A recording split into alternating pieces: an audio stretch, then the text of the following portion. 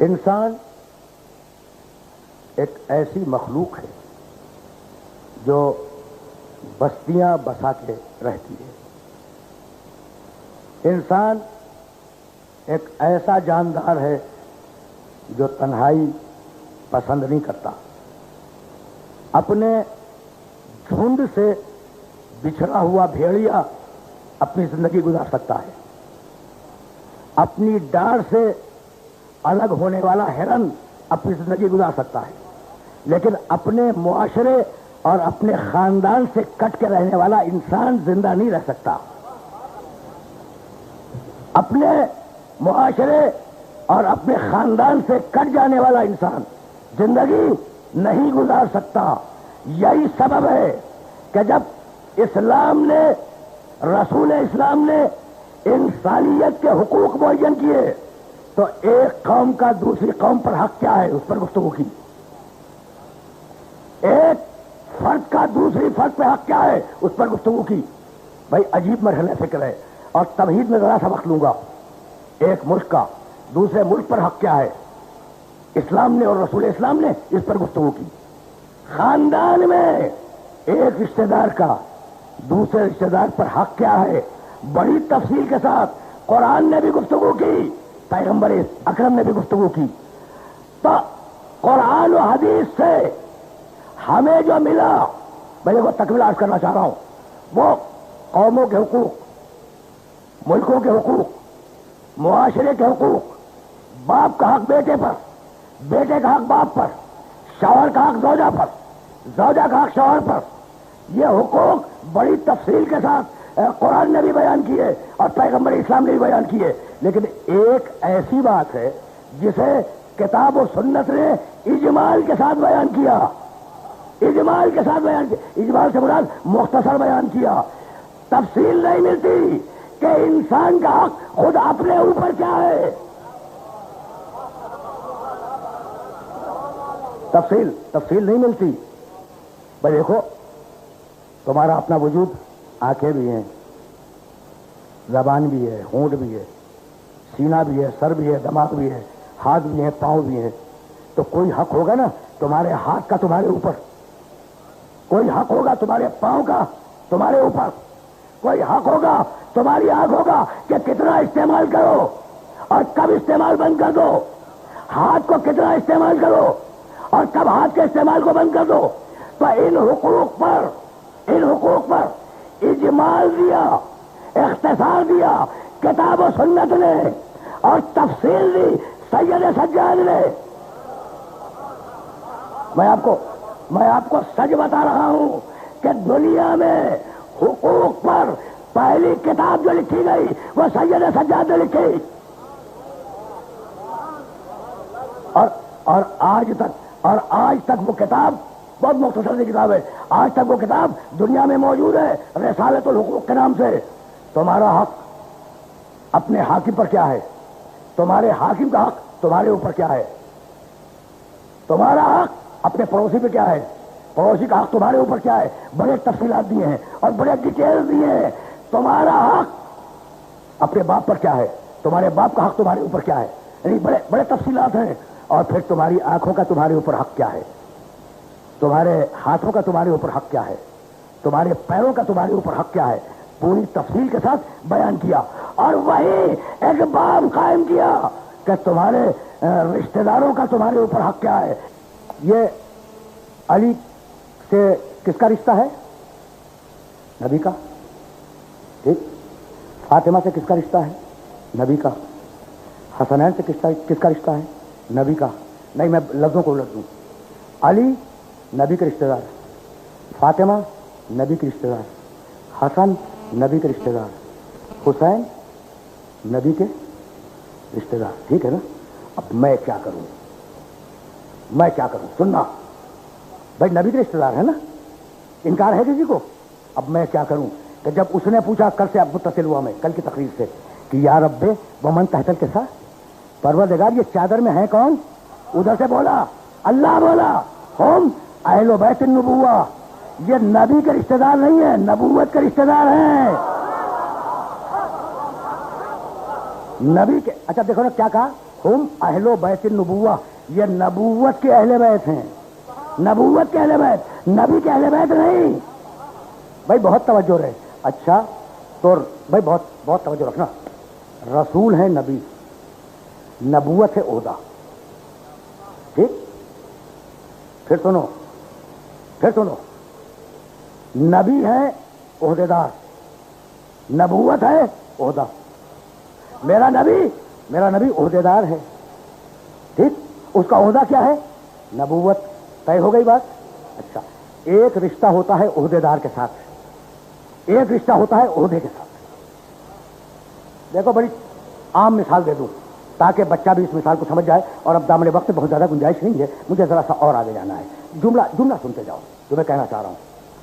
ایک رشتہ داری ہے عہدے دار کے ساتھ، اور ایک رشتہ داری ہے عہدے کے ساتھ۔ میں ایک مثال دے رہا ہوں، مثلا صدر مملکت، کسی بھی ملک کا صدر مملکت، اس کا بیٹا، یہ کون ہے؟ بھائی توجہ رہے، عہدے دار کا بیٹا ہے، عہدے کا بیٹا نہیں ہے۔ رشتہ صدر مملکت کا بیٹا، رشتہ اس کا عہدے دار سے، اس کا رشتہ عہدے سے نہیں ہے۔ اچھا صدر کا ملٹری سیکرٹری، اس کا رشتہ عہدے سے، عہدے دار سے نہیں ہے۔ بھائی سمجھ گئے؟ بھائی بات پہنچ گئی یا نہیں؟ دیکھو جو پریزیڈنٹ کا ملٹری سیکرٹری ہوگا تو مسٹر ایکس پریزیڈنٹ ہو، ملٹری سیکرٹری ہے۔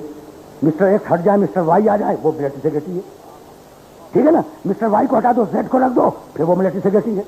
تو جب تک عہدہ رہے گا وہ ملٹری سیکرٹری رہے گا، ٹھیک؟ اچھا عہدے دار سے رشتے میں خرابی کیا ہے؟ جب تک باپ صدر ہے بیٹا جو ہی چاہے کرے، اور جب باپ بہادر ہو گیا بیٹا بیکار، ٹھیک؟ سمجھ گئے؟ تو ایک رشتہ ہے عہدے دار سے، بھائی توجہ ہے، جب تک عہدے دار عہدے پہ ہے رشتے میں طاقت ہے، اور جب عہدے دار ہٹ جائے تو رشتے کی قوت ختم ہو گئی۔ اور ایک رشتہ ہے عہدے سے۔ آل محمد کے لیے یہ نہیں کہا کہ یہ نبی کے اہل بیت ہے، نہیں، یہ نبوت کے اہل بیت ہے۔ اب جب تک نبوت باقی ہے قیامت تک اہل بیت باقی ہے۔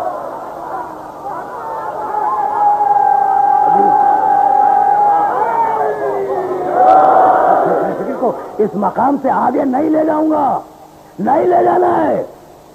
پیغمبر تھے چادر میں، حسن داخل ہوئے، حسین داخل ہوئے، علی داخل ہوئے، ٹھیک؟ سیدہ داخل ہوئی۔ اچھا جبریل چلا، تمہارے علم میں بیان نہیں کروں گا، جبریل چلا اور کیا کہہ کے چلا؟ جب اللہ نے کہا کہ بھائی یہ فلاں لوگ ہیں تو کیا کہنے کا؟ پروردگار اجازت ہے؟ دیکھنا ذرا، میں قرآن مجید کی آیت کا عجیب و غریب موڈ کرنا چاہ رہا ہوں۔ ہم اہل بیت النبوہ و مادر الرسالہ ہم فاطمۃ و ابوہا و بالہا و بنوہا۔ پروردگار کیا اجازت ہے کہ میں چلا جاؤں آل محمد کے پاس اور چلا یہ اعلان پہنچا دوں؟ یعنی عجیب بات ہے، اب تک ساری آیتوں کے لیے یہ ہوا کہ اللہ نے کہا جبریل یہ آیت لے جاؤ، اور آج اللہ نہیں کہہ رہا کہ آیت لے جاؤ، جبریل کہہ رہا ہے اجازت ہے کہ میں لے جاؤں۔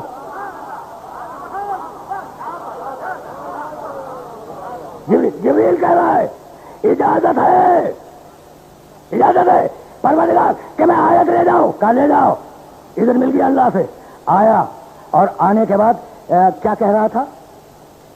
یا رسول اللہ اجازت ہے کہ میں آپ کا چھٹا بن کر اس چادر میں آ جاؤں؟ یہی ہے نا سادسن، ٹھیک ہے نا؟ میرے پاس اتنا وقت نہیں ہے ورنہ میں پوری حدیث کے ساتھ کو سنا تھا۔ یا رسول اللہ اجازت ہے کہ میں آپ لوگوں کا چھٹا بن کے آ جاؤں؟ اچھا تو اب اس چادر میں گنجائش نہیں۔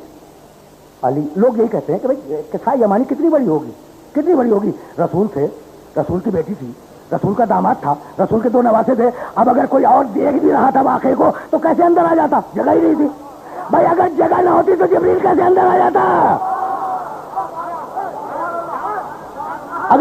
اگر جگہ نہ ہوتی تو جبریل کیسے اندر آ جاتا؟ تو جگہ تو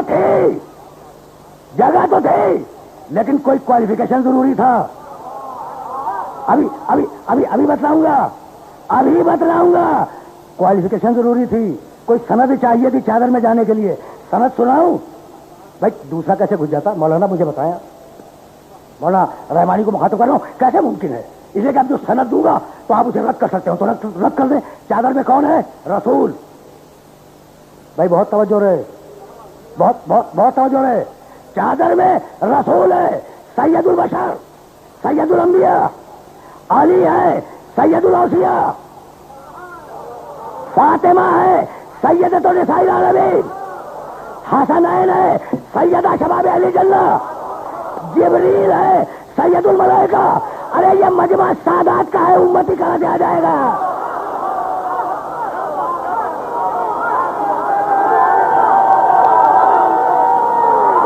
یہ مقام طہارت کے لوگ ہیں، یہ مقام استفاء کے لوگ ہیں۔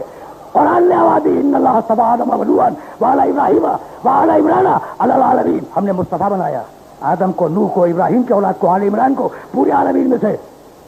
یہ صاحبان طہارت ہیں، یہ صاحبان اجتباء ہیں، یہ صاحبان استفاء ہیں۔ ان اللہ اصطفى آدم ونوحا وآل ابراہیم وآل عمران علی العالمین۔ اللہ نے مصطفیٰ کیا آدم کو، مصطفیٰ کیا نوح کو، مصطفیٰ بنایا آل ابراہیم کو، اللہ نے مصطفیٰ کیا آل عمران کو۔ کبھی پھر صحیح کہ یہ آل ابراہیم کون ہے، آل عمران کون ہے؟ پھر صحیح۔ آج تو بات کو میں مکمل کرنے جا رہا ہوں۔ عالمین پر انہیں فضیلت دی، انہیں مصطفیٰ بنایا۔ عجیب بات یہ ہے کہ کربلا کے پورے واقعے میں 28 رجب سے عاشور کی شام تک کوئی ایسا مرحلہ نہیں ہے جہاں میرے مولا حسین نے آیت کی تلاوت نہ کی ہو۔ کمال کی بات ہے یا نہیں؟ جب مدینے سے نکل رہے تھے فخرج موسیٰ خائفا یترقب والی آیت پڑھی کہ موسیٰ اپنے شہر سے رات کی تاریکی میں نکل گئے، آیت پڑھی۔ جب مکے میں داخل ہوئے حسین نے آیت پڑھی قل رب ادخلنی مدخل صدق واخرجنی مخرج صدق واجعل لی من لدنک سلطانا نصیرا۔ اب امام ہے نا، جہاں چاہے جس آیت کو استعمال کرے۔ جب کربلا پہنچ گئے تو وہ آیت پڑھی وَلَنَبْلُوَنَّكُمْ بِشَيْءٍ مِنَ الْخَوْفِ وَالْجُوعِ وَنَقْصٍ مِنَ الْأَمْوَالِ وَالْأَنفُسِ وَالثَّمَرَاتِ وَبَشِّرِ الصَّابِرِينَ الَّذِينَ إِذَا أَصَابَتْهُمْ مُصِيبَةٌ قَالُوا إِنَّا لِلَّهِ وَإِنَّا إِلَيْهِ رَاجِعُونَ۔ سن رہے ہو نا؟ ہر لمحے پر حسین نے ایک نہ ایک آیت پڑھی ہے۔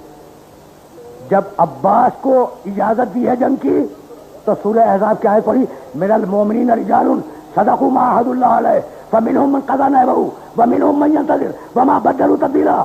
یہ عباس کے لیے پڑھی، اور جب اکبر میدان میں جانے لگے تو اس وقت یہ آیت پڑھی ان اللہ اصطفى آدم ونوحا وآل ابراہیم وآل عمران علی العالمین۔